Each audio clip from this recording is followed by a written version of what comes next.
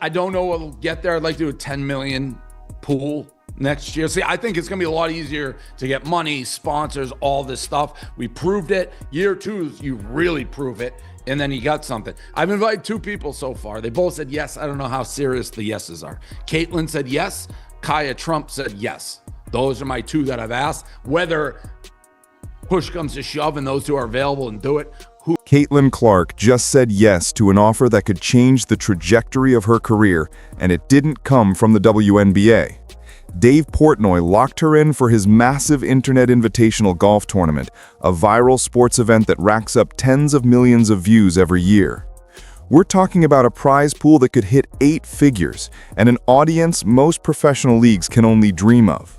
While the WNBA is still trying to figure out how to market their biggest star, Portnoy saw her value instantly and moved first. It raises the question fans have been debating for months. Is Clark realizing she might shine brighter outside of her own league? Because this moment isn't just another celebrity collaboration. It's a move that exposes a much bigger problem, one that could shake the foundation of women's basketball. Dave Portnoy didn't stumble into this opportunity. He acted because he recognizes star power when he sees it. Over the past few years, his Internet Invitational has evolved into one of the most watched independent sports events online, pulling in massive viewership and major sponsorship interest. Fans aren't tuning in because it's golf. They're tuning in because it's entertaining and built around the personalities involved.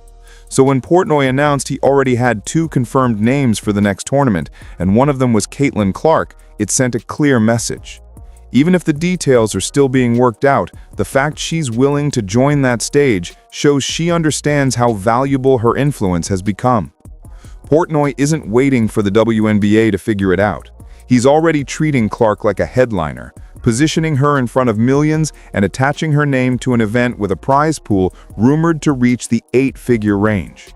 It's a strategy the league hasn't matched yet, and Portnoy moved in the moment he saw the window open. The difference in how other organizations have responded to Clark has become impossible to ignore. When she appeared at recent golf events, the atmosphere shifted instantly. Attendance jumped, coverage spiked, and brands leaned in. The LPGA treated her like a marquee attraction from the moment she arrived, turning a casual appearance into a full-blown media moment. That reaction wasn't just about golf. It showed that other sports are quick to recognize her drawing power and aren't afraid to capitalize on it. Critics of the WNBA argue that the league hasn't moved with the same urgency. Online discussions and commentary from fans suggest the marketing push hasn't matched Clark's impact. There's a growing perception that the league is still trying to figure out how to position its biggest star while other organizations are moving faster and more aggressively. It's not just about promotion either. Viewership comparisons make the situation even clearer. Portnoy's Invitational pulls millions of eyes online, while many regular season WNBA broadcasts struggle to create the same kind of viral buzz. The reaction to Clark outside of basketball shows something the league's detractors have been pointing out for months. People respond when she's given a platform and a spotlight. It raises the uncomfortable question fans have been asking. How is it that she generates massive attention everywhere else, yet the league built around her sport sometimes hesitates to put her front and center? Because if other industries can see her value instantly, it forces everyone to wonder why the WNBA hasn't moved just as quickly. What happened next made the moment even more interesting. Sophie Cunningham was at that same golf event, and fans immediately noticed she wasn't just there for fun, she can actually play. Clips of her swing started circulating online, and the reactions were loud enough that she felt the need to address it on her own podcast. She talked about taking golf more seriously, and even hinted that she and Clark plan to keep playing together in the off-season. That sounds small on the surface, but it says a lot about where the mindset of modern athletes is heading. Instead of relying just on the league and the traditional basketball ecosystem, more players are already starting to expand their personalities and their skills into other areas. Cunningham, Clark, and others are creating storylines that go beyond the court. They're mixing competition with content, turning casual hobbies into new opportunities for exposure. And what's even more telling is that these moments don't require the WNBA to step in at all. They're happening organically, in real time, without any league marketing campaign behind them. There's a bigger signal hidden in all of this. Players are connecting with audiences in places the WNBA doesn't control. Whether it's golf, media appearances, or cross-sport partnerships, they're building their own lanes. It proves that the value of a player like Clark isn't limited to one league or one sport. And it shows other athletes that they don't have to wait to be elevated. Sometimes they can create the elevation themselves. What Clark is doing fits a much bigger pattern we're seeing across sports: the rise of the modern athlete who refuses to be defined by a single league. The old model was simple: play for one organization, hope they market you well, and trust they'll take care of your image. That era is over. Today's athletes understand their window is short, injuries happen, and attention is currency. So the goal isn't just to perform on the court, it's to expand your reach beyond it. Golf is the perfect example of that shift. It opens new audiences, creates new partnerships, and delivers huge cross-sport visibility without adding major risk. And it's also a space where brands pay attention. When an athlete shows up and instantly becomes the attraction, companies notice. And Clark isn't forcing this lane. She actually loves the game. That authenticity is what makes it powerful. Fans can tell when someone is genuinely invested, and that connection turns into value. What we're seeing is the blueprint other players are already watching. Diversify your presence, find platforms that treat you like the star you are, and build multiple revenue streams that don't depend on a single organization. It's a strategy that gives athletes leverage, freedom, and longevity. Clark's move into golf is just one example, but it highlights the bigger truth. Today's biggest stars don't wait for the system to catch up. They build something bigger while the spotlight is still theirs. The deeper you look, the more obvious the value gap becomes. Fans have been pointing out for months that Clark's impact is far bigger than her current compensation suggests.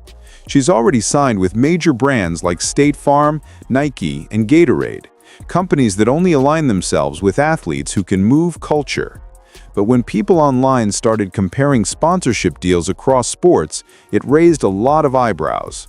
Commentators and analysts have questioned why male players in similar endorsement situations are earning dramatically more, even though Clark's influence is generating some of the biggest surges in ratings women's basketball has ever seen.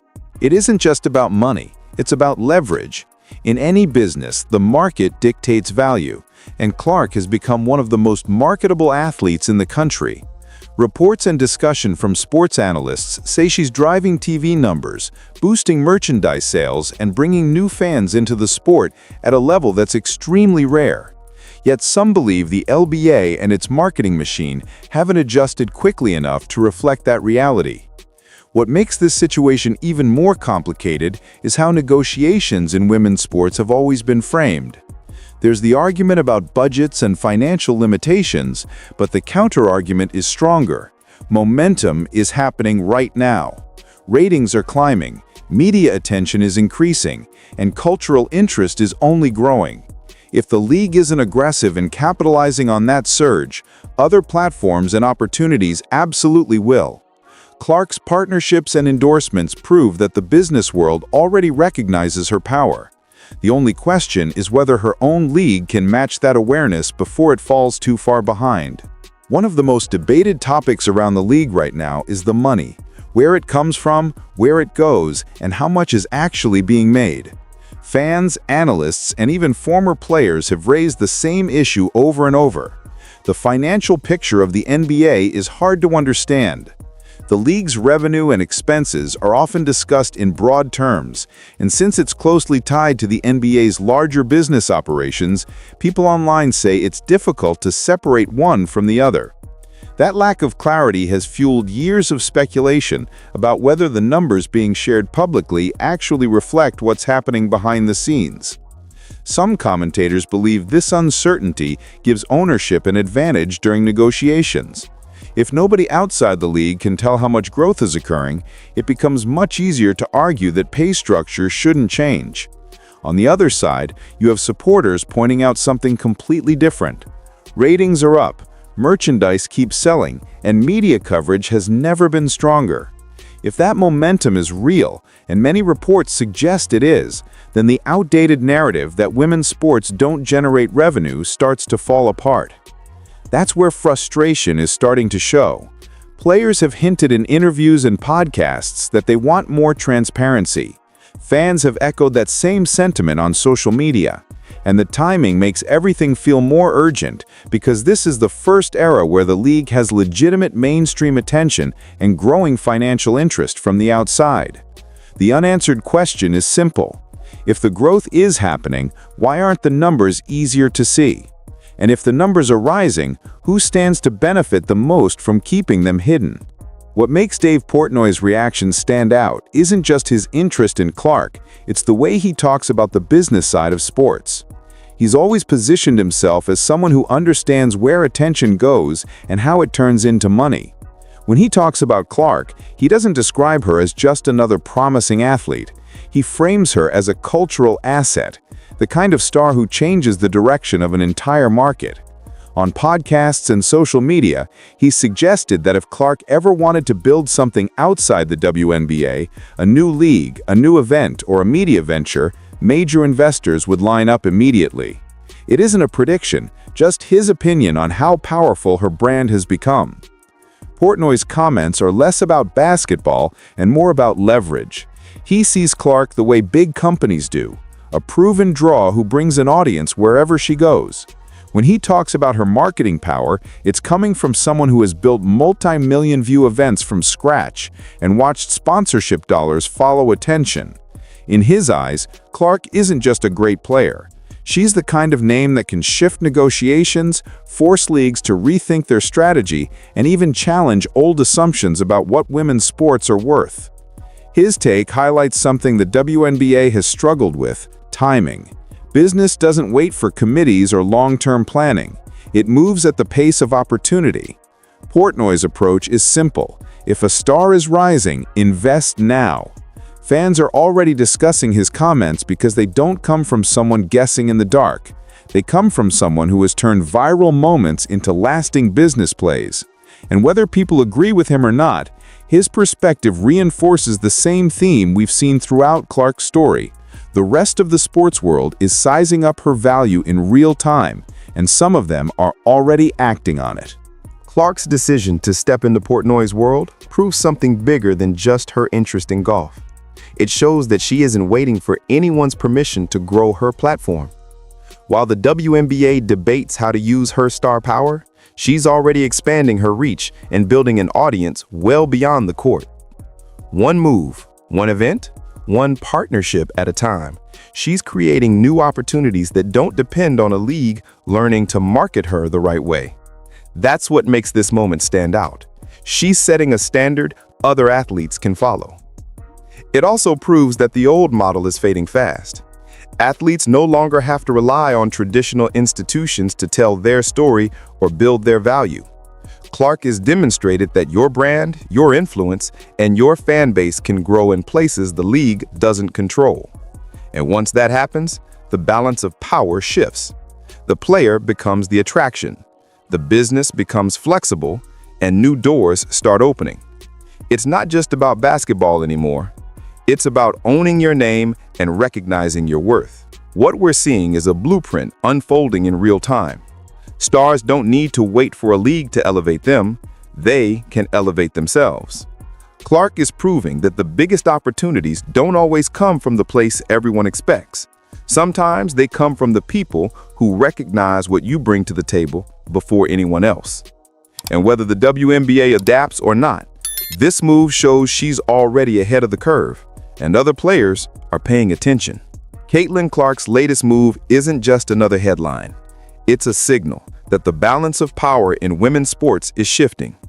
While leagues and executives debate strategy, she's already showing what the next era looks like. One where athletes build their own platforms, make their own partnerships, and take control of their value. Her decision to join Portnoy's tournament highlights a simple truth. The biggest stars don't wait for the perfect opportunity. They create it. This story isn't just about one golf event or one offer. It's about recognizing that the modern athlete has more leverage, more influence, and more reach than ever before.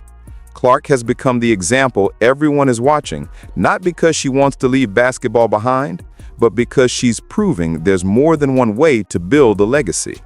She's changing the conversation around what women's sports can be, and whether the WNBA keeps pace or falls behind will depend on how quickly they adapt. So as this unfolds, the question becomes bigger than any single league. It's about who understands value and who hesitates.